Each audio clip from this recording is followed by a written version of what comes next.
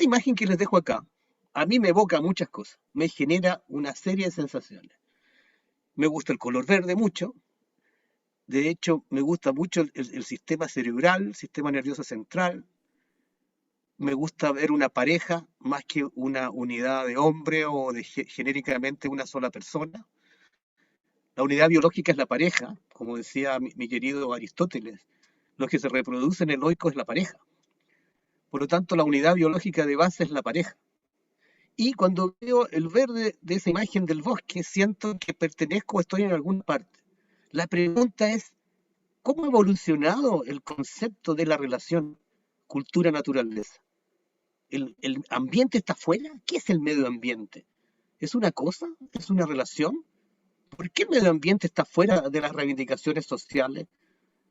Todas estas cosas tienen algún grado de disociación. Algo pasa acá. Algo han ingresado la lengua inglesa que no nos deja mirar bien. ¿Ya? Y les voy a decir por qué. Porque el concepto de entorno, la palabra entorno no existe como concepto en inglés. Solamente existe el concepto de ambiente, que es el environment, y en el mejor de los casos el surrounding. Pero el concepto de entorno, lo que rodea y permanece, no está en inglés. Está en alemán, puede estar en francés, está en latín, está en castellano, pero no está en inglés. Y eso genera varios problemas que vamos a ver ahora. Voy a tomar a mis queridos unidades sistémicas biológicas que estaban anteriormente y voy a decir, a ver, ¿qué hacemos con esto? ¿Cómo logramos una cibernética de esto, un control de las comunicaciones, la información? Entonces nos damos cuenta de que por un lado saqué el bosque, por otro lado saqué los músculos, el corazón, los riñones, la piel, saqué el sistema parasimpático, simpático, saqué todo el encéfalo y dije, ok, aquí hay una unidad viva que se relaciona con la naturaleza. Entonces digo, ok, ¿qué puedo hacer yo con esto? Entonces me dijo, hay un mundo exterior, hay actividades primarias, hay coordinación, hay control, hay inteligencia y hay política. Porque el córtex es la parte más desarrollada que tenemos para la decisión. Y a través de la visión, de nuestras percepciones, tenemos que tomar o desarrollar inteligencia, o sea, resolver. Pero a la vez tenemos que controlar. Ahora, yo no estoy de acuerdo con este modelo.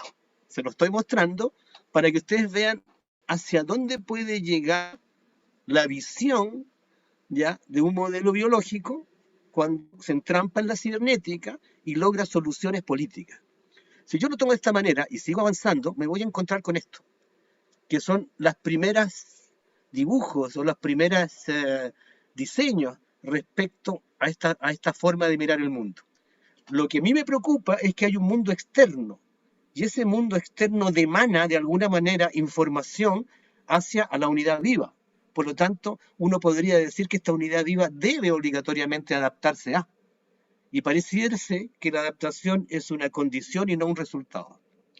¿Y esto qué implica? Que si yo ahora hago una abstracción, o sea, rompo lo natural y lo paso a un modelo que está en mi cabeza, pero no está en la naturaleza, logro algo de este tipo.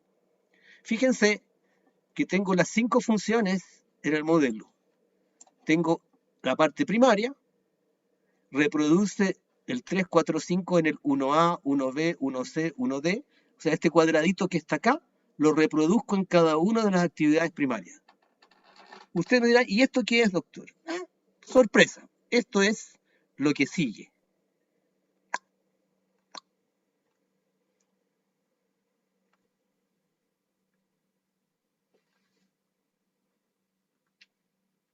Voilà. Miren cómo transformamos desde una visión biológica respecto al ambiente y cómo lo vamos transformando en un sistema de control y monitoreo. ¿A qué significa esto? Que hoy día ya estamos pensando entonces, a partir de esto, que si una unidad viva con un sistema de coordinación y control como tiene el sistema nervioso central, también debería reproducirse en las empresas o en las organizaciones. Entonces vamos a llegar a esto. Y aquí viene la pregunta. ¿La complejidad del ambiente es mayor que la complejidad de la organización? ¿Lo que está afuera es más complejo de lo que vemos? ¿Tenemos acceso al anterior? ¿Tenemos acceso a lo de afuera? Y esta pregunta es fundamental, parece muy filosófica, pero en rigor, nosotros estamos apostando que afuera hay que reducir porque es más complejo que lo que pensamos nosotros. O sea, que el ambiente es más complejo que la unidad viva. Y estas son suposiciones, son creencias. Pero sobre esto se desarrolla la ciencia y una serie de supuestos para la toma de decisiones y que genera transformaciones digitales, que genera automatización, que genera robótica, que genera la inteligencia artificial, que nunca ha sido inteligente, pero suena inteligente. ¿Ya? Porque la inteligencia artificial es una reducción de procesos de conexión. No hay ningún algoritmo que olvide ni que reflexione. Cuando hay algún algoritmo matemático que logre reflexionar, ¿ya? Y que logre, ¿cómo se llama?, olvidar, entonces podríamos hablar recién de inteligencia artificial. Actualmente lo que tenemos son algoritmos nomás de clasificación en términos de gran cantidad de datos, más veloces, pero siguen siendo lineales y siguen siendo absolutamente bajo estos supuestos. Hay algo que está afuera que podemos capturar. Frente a esto, entonces, fíjense cómo yo puedo pasar el modelo que vimos desde el principio del sistema del nervioso central, ahora ya una empresa cualquiera. Tengo el consejo de administración, que es la parte política, tengo la gerencia, la subgerencia general, que tiene que ver con la inteligencia, tengo la gerencia de operaciones, que tiene que ver con el control, tengo las plantas de trabajo, que son las plantas de producción, y tengo la unidad de operaciones que genera la coordinación y que entra a la gerencia de operaciones y se monitorea. Porque básicamente lo que hace la cibernética es controlar las diferencias. Cuando se nos produce una diferencia tenemos que disminuirla. Esa es una forma de cibernética. Bien, ahora miren, ¿saben en qué terminó todo esto? En esto. Aquí tenemos el modelo, nuevamente. Tenemos la administración, la operación y el ambiente. Pero ¿cómo se ve esto cuando uno lo pase a un sistema de gobierno político? Se ve así. Esto que ustedes ven acá fue el sistema CyberSyn o Proyecto 5, el año 70 en el gobierno de Allende. Este proyecto logró establecer las conexiones de información y la cibernética para el manejo de las principales empresas chilenas que estaban a cargo del Estado. Obviamente con el golpe de Estado esto se destruyó. ¿Y quiénes fueron las dos bases de conocimiento para esta toma de decisiones? Esto, Stafford Beer y Salvador Allende. Un presidente abierto al conocimiento y un cibernético inglés que pensaba también que era posible hacerlo. Ahora, ¿dónde viene el problema? El problema viene en que lo que ustedes vieron anteriormente me sirve a mí para cualquier lado. Me sirve tanto para el lado si quiero hacer un modelo comunista de gobierno o si quiero hacer un gobierno fascista. Me da lo mismo, la herramienta funciona igual. No es una herramienta neutra porque depende de quién la use. Pero esta herramienta me lleva obligatoriamente a mí a no poder diferenciar en lo que quiero de los sistemas de relaciones, que es lo que queremos hacer hoy día. ¿Ya? Y lo que voy a hacer yo hoy día en esta conferencia es contarles por qué vamos a cambiar este modelo. ¿A qué nos va a obligar este modelo y qué tiene que ver la historia de Bolivia en este modelo? Bien, aquí viene lo que yo quiero y lo que ha hecho síntesis. Ayer Alejandro habló del oikos. Y claro, el oikos de lo que hablaba Aristóteles tenía que ver con proveerse los valores de uso. ¿Ya? El valor de cambio se utilizaba básicamente cuando uno compraba un valor de uso, compraba una mercancía, ¿ya? Para comprar otra mercancía. Esa era la gracia del valor de uso y obviamente el valor de cambio tenía que ver con la equivalencia entre los valores de uso. Pero ustedes tienen una definición que dice vivir bien, significa vivir en complementariedad, armonía, equilibrio, la madre, la sociedad, todo lo que tienen acá, que está en la Constitución Plurinacional. Pero esta forma de vivir bien está asociada a algo que es equivalente al oikos, que es el ayu. El ayu es absolutamente equivalente al oikos. porque tiene que ver con un sentido comunitario muy fuerte. Y el Ayllu ha trascendido históricamente de los 5 hasta el día de hoy. En Chile los Ayllu están desapareciendo en el norte. ¿Por qué? Porque la parte neoliberal destruye el Ayllu, destruye la comunidad. Eso es lo que han hecho las mineras. Han comprado las comunidades, destruyendo las relaciones que generaban el Ayllu. Bien, entonces, si uno miraba la oikosnomia, la administración del oikos, se encontraba con lo que hablaba ayer Alejandro, con el oikos, que es el sistema relacional, y con la crematística, que es el arte de hacer dinero. ¿Ya? Entonces, por un lado tenemos el valor de uso, donde dice MDM es mercancía, dinero, mercancía. Esa es la circulación, y esto me lleva a mí justamente a conservar el Ayllu, conservar la economía del Ayllu, porque tiene que ver básicamente con las relaciones económicas que generan y mantienen y conservan lo comunitario. Incluso la relación privada pública se da en el Ayllu, pero el privado no es dueño de la tierra, puede estar dentro del Ayllu, pero no puede llevarse la tierra del Ayllu. ¿Ya? Por lo tanto, se privilegia el valor de uso. Ahora, ¿qué pasa con el valor de cambio? Y aquí es donde nos viene el problema, que es yo compro dinero para vender mercancía y comprar dinero nuevamente. Por lo tanto, el dinero de la segunda parte es mayor que el dinero con que yo compré. Y ahí está la especulación financiera que me permite a mí acumular capital. Es ahí donde se produce la concentración. ¿Ya? Y es justamente lo que tenemos que derivar si empezamos a hablar hoy día de economía con problemas de limitación de recursos. Por lo tanto, no podemos generar mayor valor de cambio, porque si estamos hablando como buen negocio hoy día del cambio climático, que estamos hablando también del desarrollo sustentable, sostenible, y estamos hablando del Día de la Madre, que son 3 formas de consumo distintos, porque las 3 se venden, entonces tenemos que entender bien cuáles son las limitaciones de la producción. Esto no significa no rentabilizar las empresas, es por el contrario. Las empresas hoy día, para lograr una buena rentabilidad, obligatoriamente tienen que disminuir el grado de desperdicio que generan, porque lo que ganan está o en la especulación que hacen en las bolsas o está tratando de mejorar los costos. Pero ¿dónde se olvidan las empresas que está realmente la ganancia y la riqueza? Están los gastos. Los gastos son los invisibles. Es ahí en los intangibles donde se produce la riqueza. ¿Ya? Pero no la ven. Todavía no pueden ver el gasto. Por eso, en la revolución industrial, lo que era primario, lo que era fuerte, eran las máquinas, esa era la inversión. Lo que era débil seguía siendo la mano de obra de la parte humana, por eso los obreros generaban lo que generaban.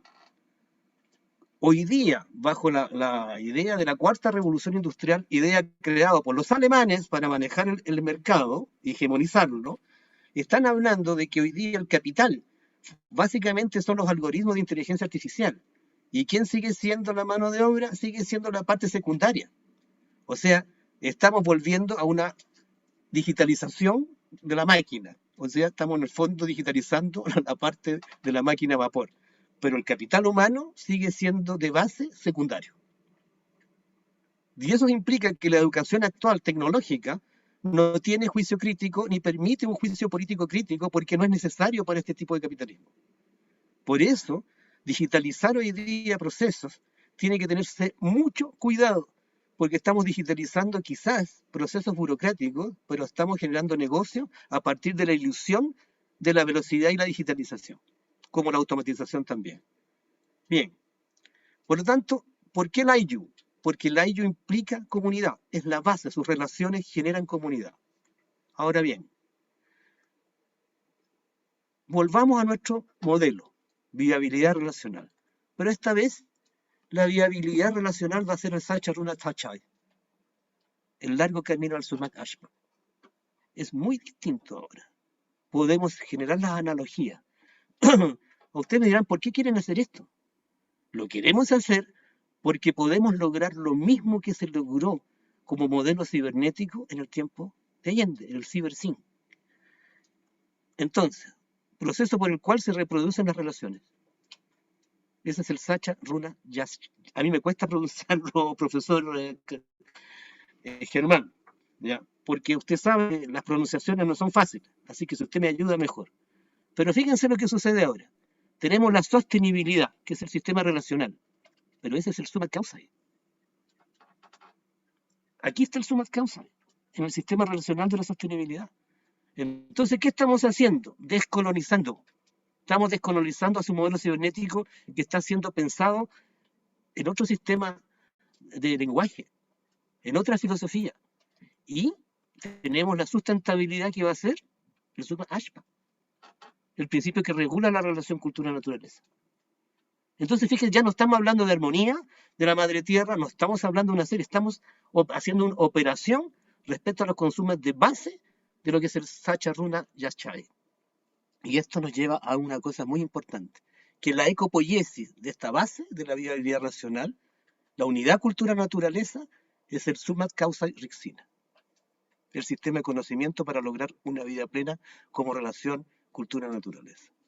O sea, en el fondo, el summat causa se puede hacer operativo y se puede transformar en un modelo absoluto cibernético para la toma de decisiones, las comunicaciones, las coordinaciones y la cohesión. De esta manera, vamos a hacer una movida, que digo yo, en que nos vamos a alejar del problema disociativo que tienen los modelos anglo, judeo-cristianos, y vamos a decir, ¿sabe qué? Nosotros vamos a eliminar el concepto de ambiente. No hay ambiente. ¿Por qué? Porque la complejidad de la organización no se puede comparar con la complejidad del ambiente. Lo que está dentro no está afuera. El mapa que yo acabo de hacer no está en ninguna parte en la naturaleza. Por lo tanto, en rigor no tengo acceso. Y cada vez que yo hablo de objetividad, lo que estoy hablando es de un predicado del objeto. El objeto no habla, hablo yo sobre el objeto. Por lo tanto, puedo llegar a decir esto, directamente esto.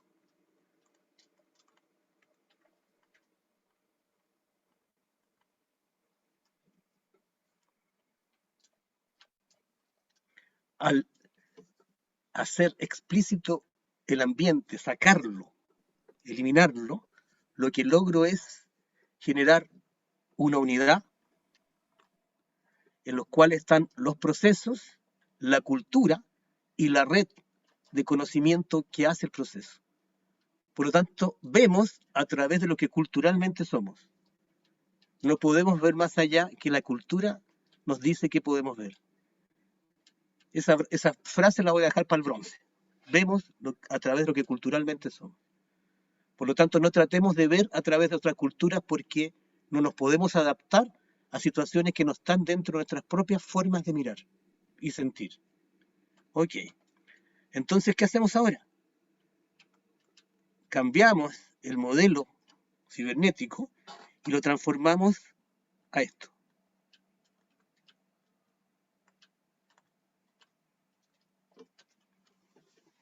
Fíjense, complementamos los procesos con el cómo lo hacen, la cultura y la red. Y se producen tres elementos que son fundamentales. La diversidad conectiva, que es cómo se conecta una unidad con otra. La variedad, que son los estados dentro de un sistema. Y eso es muy importante, porque yo puedo tener una variedad más allá de la que necesito y estoy generando desperdicio. La burocracia es una forma de variedad que no necesitamos. Y cuando nosotros aplicamos al sistema el concepto de variedad, el resultado que tenemos es variabilidad. Me voy a explicar de esta manera. Si yo tengo tres tipos que van a hacer una torta de frutilla, esa torta de frutilla, el resultado nunca se puede parecer. Ahí hay variabilidad en el resultado. Las tres tortas son distintas. ¿Pero por qué son distintas? Porque la forma en que se hicieron las tortas tienen variedades distintas. Al tipo a lo mejor mezcló los huevos de una manera, la harina con otro, puso más sal, etc. Esos pasos, los procesos, procedimientos, son propios de la cultura. Es ahí donde está la complejidad. Por lo tanto, lo que atacamos es la variedad, la variabilidad cuando ya es sobre lo que funciona. Se aplicó algo, se leyó algo. Cuando leímos el procedimiento, generamos variedad. Y esa se transformó en viabilidad en el momento que el procedimiento se transformó en proceso. ¿Por qué? Leonardo, Porque había personas. hola, Leonardo. Ha Ahora habido sí. un pequeño vacío de comunicación. Si puedes repetir los ¿En qué momento últimos se quedó? minutos. Cuando explicabas Ya, a ver, variabilidad, sí. ya. La variabilidad es el rango en que los resultados de un proceso se muestran. Esa es la variabilidad. Y la variedad es el número de estados con que yo ejecuté el procedimiento. Voy a volver. Si yo tengo 3 cocineros, uno de Cochabamba, otro de Santa Cruz y otro de La Paz, y les digo a los 3 que me hagan un jugo de melón o un jugo de frutilla, como quieran, ¿ya? O de guayaba, no sé, da lo mismo, me hacen un jugo. Esos jugos van a ser distintos en resultado. ¿Por qué? Porque la variedad de Santa Cruz, la variedad con que se genera el jugo en La Paz o en Cochabamba, son distintos, son pasos distintos. Y ahí está la diversidad y la complejidad de la variedad. Y los jugos son distintos. Y esas formas distintas de los jugos es la variabilidad en el resultado. Normalmente los ingenieros atacan la variabilidad, pero no saben que lo que están haciendo es trabajar con la variedad. Lo que se ataca para mejorar y disminuir el desperdicio en las organizaciones es justamente disminuir la variedad. Pero aquí hay algo que es importante. Y aquí lo voy a tratar de hablar muy lentamente. Normalmente Ashby, el año, no me acuerdo, siempre me olvido, 84, sí, habló del principio de variedad requerida y calculó que la variedad era 2 elevado a n. ¿Mm? Entonces, si yo pongo 2 elevado a n y lo aplico a un semáforo, voy a darme cuenta que el semáforo tiene 8 estados. Un estado que es rojo, verde, amarillo. Esos son los 3 que conocemos. Pero tengo otros estados, 5 más, que son totalmente apagado el semáforo, totalmente prendido el semáforo, rojo-verde, rojo-amarillo, amarillo-verde. ¿Qué pasa? Que cuando yo utilizo o se prende el semáforo totalmente o queda totalmente apagado, lo que yo tengo es una variedad no requerida, porque me aumenta la variabilidad en la toma de decisiones.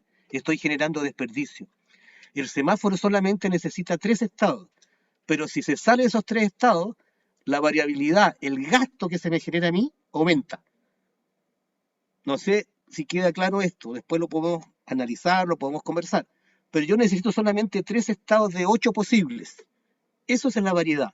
Y los 5 estados que no necesito se llama variedad no requerida o desperdicio. Y eso ustedes lo ven cuando van a un ministerio y piden un papel. ¿Cuántos estados no necesarios pasa ese papel para que ustedes lo obtengan? Mal llamada burocracia.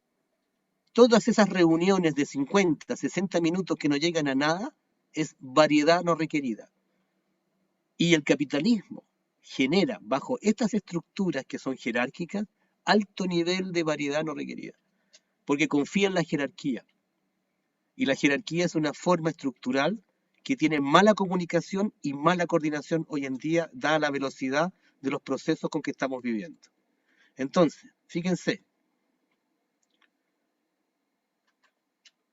si miramos esto a nivel del suma causa Rixina, en realidad decía ahí, quienes lo hacen es la estructura política técnica del IU. Tenemos que la variedad y los procesos tienen que ver con el suma causa, porque tiene que ver con el sistema relacional. ¿Ya? Por lo tanto, tenemos una cultura de la serie del buen vivir y tenemos control de procesos por conocimiento. O sea, que el suma causa es un proceso cibernético, absolutamente análogo a lo que queremos hoy día. Y eso nos lleva a tener conectividad, por ejemplo, entre diferentes IUs para llegar a una cosa de este tipo.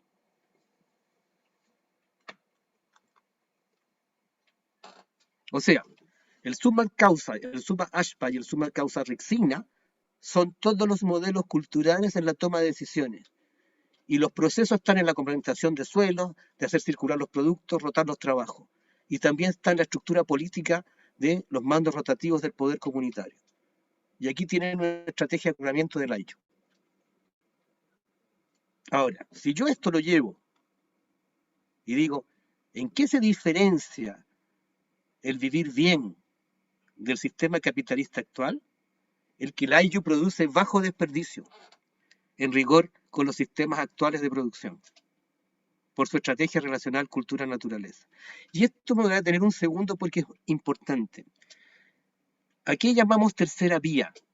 Estamos llamando tercera vía a que sabemos que si la base del vivir bien es una relación, toda forma cultural que rompa la relación elimina la relación cultura-naturaleza. La disocia. Entonces, si vamos al capitalismo, el capitalismo rompe la relación cultura-naturaleza y genera un objeto llamado naturaleza y un objeto llamado cultura. Y esos objetos son transables, se transforman en mercancía, circulan como mercancía. ¿Y qué se hace con ellos? Justamente como no tienen límites, se produce una acumulación del capital, que es lo que genera justamente una esquizofrenia en la economía. Entonces, por un lado hablamos del desarrollo sostenible, hablamos del problema de contaminación, pero en estricto rigor no nos importa. ¿Por qué? Porque estamos disociados entre términos de la relación. Si no estuviéramos disociados, no generaríamos el desperdicio que generamos normalmente. Si yo les dijera hoy día, y ahí puede haber gente que esté, por ejemplo, ¿cómo se llama?, de ecologista, yo le digo, ¿usted está en contra de la matanza de ballenas? No, claro, me van a decir, yo estoy en contra de la matanza de ballenas. ¿Y qué está haciendo acá sentado? Sin embargo, si yo le digo a la persona esa, tu hijo acaba de tener un accidente, tengan totalmente la seguridad que va a salir volando de la sala. Entonces hay algo que nos disocia en términos de la relación. Y esa disociación es la educación actual del objeto. La educación actual de la certidumbre y el objeto ha logrado que básicamente lo que estamos produciendo como profesionales científicos sean gente que no entiende la relación, necesita la certidumbre y necesita el concepto de objeto. Y ahí se produce justamente el imaginario de la acumulación del capital. Bien. Ahora les quiero mostrar algo para que ustedes vean que lo invisible es donde está justamente el problema.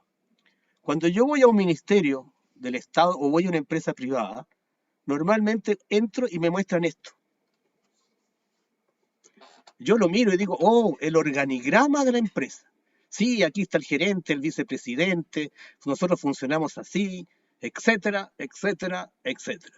Sin embargo, digo yo, extraño, porque si yo miro en toda esta parte del organigrama, hay muchos espacios en blanco.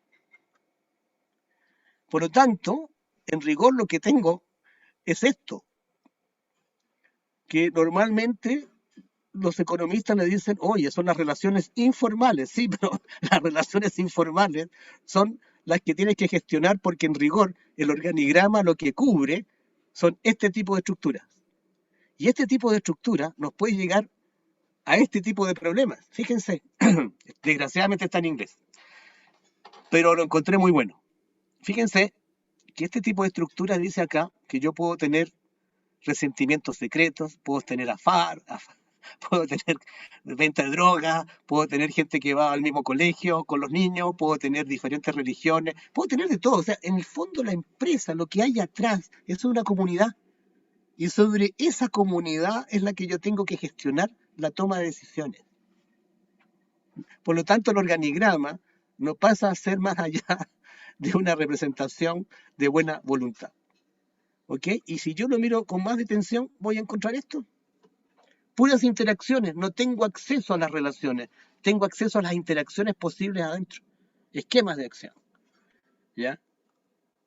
¿Y qué es esto? Es el oikos. Es la red, son las relaciones afines que constituyen la forma de comunidad. Por lo tanto, mi trabajo de gestión, mi trabajo político, mi trabajo de rentabilidad en la empresa es entender el sistema relacional de la empresa. ¿Y por qué? Porque justamente en este tipo de estructura es donde se producen las decisiones incoherentes, los trabajos en siglo, flujos de información que no responden, etcétera. Todo lo que ustedes viven a diario. Cada vez que van a comprar algo, cada vez que van a un ministerio, cada vez que quieren generar algún tipo de de demanda respecto a una necesidad, se van a encontrar con esto. Ahora, ¿qué debemos controlar entonces? Las redes de personas, las redes de procesos y las redes de flujos de información. Aquí es donde se produce el desperdicio. ¿Y qué es lo que es el desperdicio? La variedad no requerida, invisible, que se produce y que genera el gasto. Pero toda la contabilidad al día de hoy es una contabilidad de primer orden. Es sobre lo tangible, no sobre lo intangible. Por lo tanto, cuando nosotros hemos hecho ayudas a empresarios, a empresas para que mejoren, atacamos el problema de alineamiento y toma de decisiones de la gerencia. Lo mismo que los gobiernos, porque es ahí donde se produce el mayor gasto. Una cosa que uno tenga en términos de la universidad, le enseñan a usted a tomar decisiones, pero ninguna universidad, ni Harvard, como decimos nosotros, ni la MIT, nada de eso les enseña a ustedes a implementar y poner y hacer compatible los intereses diversos que existen al interior. Por lo tanto, el mayor gasto y la pérdida de rentabilidad está en la relación que hay entre los estilos decisionales y los intereses y la diversidad de intereses. Cuando uno logra alinear eso, la rentabilidad de la empresa se dispara. Absolutamente. Y el gobierno, frente a eso, también se hace más eficiente y efectivo en el manejo de su toma de decisiones. Entonces, como regalo, una empresa hoy debería tener absolutamente 4 ámbitos regulados cibernéticamente por el CO4. ¿Qué es esto? La visión política, la visión de inteligencia, la científico-técnica y la de coordinación y conectividad. Con estos 4 elementos, más lo que hay, Jimena Zúñiga me sigue rayando la pantalla. Entonces está la conducción, la cohesión, la coordinación y la comunicación. Esta es la parte, digamos, que controla ya las transferencias de toma de decisión entre la política, la inteligencia, la científico-técnica y la coordinación. Este es un modelo alternativo a lo que se hizo en el gobierno de Allende, que fue el CiberSyn. ¿Ya? Y esto es lo que se debería implementar hoy día. Porque si hay gente acá, aparte de gobierno, aparte hay empresarios también, quiero decirles algo que es importante. Miren, este es un modelo de marca. Y fíjense que lo que cada IU produce y lo que se compromete con el otro IU es a la cantidad de variedad que va a producir. O sea, es el nivel de desperdicio que se comprometen a producir. No es el nivel de riqueza. Mientras menos desperdicio, mayor riqueza. ¿Por qué? Porque están dentro de la relación cultura-naturaleza. O sea, si hubiera que hacer un gobierno hoy día para Latinoamérica, una red entre la producción de las empresas privadas, las empresas públicas, las empresas sociales, el compromiso en la variedad productiva es cuánto desperdicio me comprometo a generar. Y debería ser el mínimo. Y eso implica que el sistema relacional con las personas también cambia. Les voy a contar algo para que ustedes se pongan, como son pragmáticos igual que yo, pero nosotros logramos hacer esto. Chuquicamata es la mina del estado más grande que hay en Chile y en el mundo también, y logramos bajar los costos. Mejoramos la productividad, generamos ganancias grandes. ¿Ya? ¿Usando qué? Modelos cibernéticos. Modelos cibernéticos. Logramos poner de acuerdo a la gente en el trabajo y en la toma de decisiones. Entonces, cuando estamos hablando de estos modelos cibernéticos, no estamos diciendo que no se genere riqueza, pero sí estamos diciendo que tiene que haber una tercera vía, porque no puede ser el capital, que es altamente ineficiente en la producción, pero tampoco puede ser un socialismo eurocéntrico en el cual todo queda en lo humano, o sea, se transforma lo mismo de establecer relación, pero entre humanos, por eso es humanista, pero rompe igual la relación cultura-naturaleza, por lo tanto va a producir un Chernobyl, va a producir una serie de otros problemas. Por eso la tercera vía es una vía que tiene su origen en Latinoamérica y es una vía posible. Y si, tal como decía David, logramos hacer esto en Chile el 70, después se pasó a Uruguay y tenemos menos tecnología, menos conocimiento en términos cibernéticos que lo que tenemos hoy día, ¿en qué topamos hoy día? Esto no es un problema de recursos en términos de millones de dólares y tecnología, no, no es eso. Son formas de conexión que hoy día existen. Todos usan celulares. No hay ningún problema en conectar los celulares frente a un tipo de, ¿cómo se llama?, de participación. Podemos hacer que los barrios funcionen. Ya lo hemos hecho acá, hemos hecho varios experimentos. ¿Ya? Y estos experimentos son cosas que nos llevan a entender que podemos generar en Latinoamérica una red de conocimiento, que no tenemos limitaciones. ¿Por qué? Porque tenemos una teoría. Y esa teoría no se compró a Harvard, ni se compró al MIT, ni se compró en ninguna parte, se hizo en Latinoamérica para Latinoamérica. Y ese es el fundamento de esto, haber creado una teoría sobre las bases históricas de los procesos que hemos vivido en Latinoamérica. Por lo tanto, y a manera de cierre, esto es absolutamente posible. Y es posible también transformar las formas de aprendizaje en los colegios técnicos. Y es lo que yo decía a Germán. Por supuesto, cuando tú le das a las personas las posibilidades de crear conocimiento, ya bajo sus propias perspectivas, y logras hacerlos entender cómo funcionan sus decisiones, cómo generan mundo, cómo configuran su quehacer diario, y no lo reducen simplemente a imágenes, porque hoy día lo que necesitamos es lenguaje, las imágenes han comido el lenguaje. Entonces sí podemos salir del